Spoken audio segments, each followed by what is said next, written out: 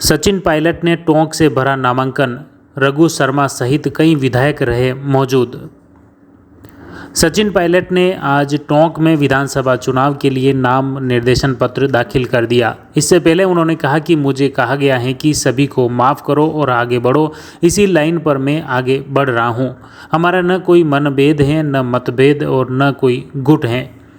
पूर्व उप मुख्यमंत्री सचिन पायलट हजारों लोगों के साथ नामांकन भरने पहुंचे। टोंक में सवाई माधोपुर चौराहा पर भूतेश्वर महादेव मंदिर से करीब 11:30 बजे उन्होंने रैली की शुरुआत की थी।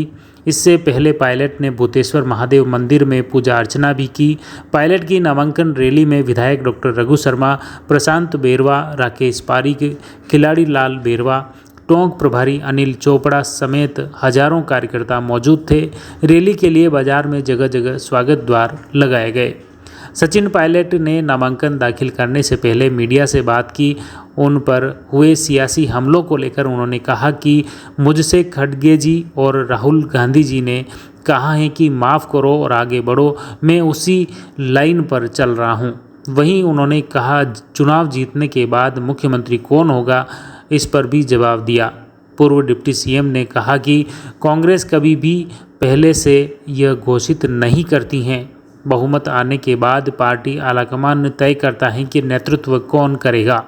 हर उम्मीदवार के साथ पार्टी खड़ी है। उन्होंने कहा कि हमारे यहाँ कोई गुट नहीं है, केवल सोनिया गांधी, खड़गे और राहुल गांधी का गुट है। इस दौरान उनकी इस रैली में हजारों की संख्या में लोग शामिल हुए। आपको बता दें कि 2018 में पायलट ने राजस्थान विधानसभा चुनाव टोंक सीट से लड़ा और जीते, तब डिप्टी सीएम बने थे। 2020 तक इस पद पर वे बने रहे और उसके बाद इस्तीफा दे दिया। 2014 में सचिन पायलट ने अजमेर से लोकसभा चुनाव लड़ा, भाजपा के सांवरलाल जाट से हार गए थे। 2012 में सचिन पायलट केंद्र सरकार में कॉरपोरेट मामलों के राज्य मंत्री बने और 2014 तक इस पद पर रहे थे। 2009 में बीजेपी की किरण माहेश्वरी को हराकर पायलट लोकसभा में फिर से निर्वाचित हुए। 2009 से 28 अक्टूबर 2012 तक केंद्रीय राज्य संचार और सूचना प्रौद्योगिकी मंत्री के रूप में कार्य किया। 2006 में नागरिक उड्डयन मंत्रालय के तहत सलाहकार समिति के सदस्य और गृह मामलों की समिति के सदस्य भी रहे। इस दौरान 2006 से 9 तक वो सदस्य रहे थे। इसके अलावा 2004 में राजस्थान के दौसा संसदीय निर्वाचन क्षेत्र से सचिन पायलट 14वीं लोकसभा के लिए चुने गए थे। उन्होंने बीजेपी के करतार सिंह भडाना को उस वक्त हराया था। आपको बता दें कि सचिन पायलट की इस नामांकन रैली में हजारों की संख्या में लोग शामिल हुए और कई जनप्रतिनिधि इसमें शामिल हुए। खास तौर से सचिन पायलट ने काफ़ी दिनों बाद मीडिया से रूबरू हुए और मीडिया के हर एक सवाल का तसल्ली से जवाब दिया और उन्होंने कहा कि अब कांग्रेस में कोई गुटबाजी नहीं है, किसी में कोई मतभेद नहीं है।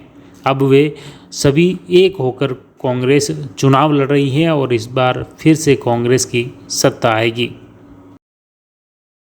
The Maruti Nandan grand, Nathdwara स्थित एकमात्र ultra luxurious 5 star hotel. Rajsamand जिले की एकमात्र 5 star hotel the Maruti Nandan grand में भोजन की स्वादिष्ट थाली अब सिर्फ 290 रुपए में।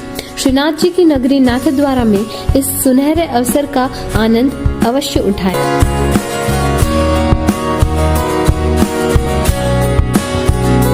मारुति नंदन ग्रैंड, थिंक नाथद्वारा, थिंक नंदन ग्रैंड।